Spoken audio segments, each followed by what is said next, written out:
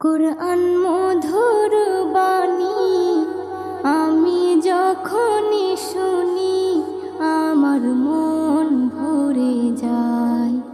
কুরআন মধুর বাণী আমি যখনই শুনি আমার মন ভরে যায়। শোনো মুমিন মুসলমান, পড়ে দেখো না কুরআন, কত শান্তি পাওয়া যায়। কুরআন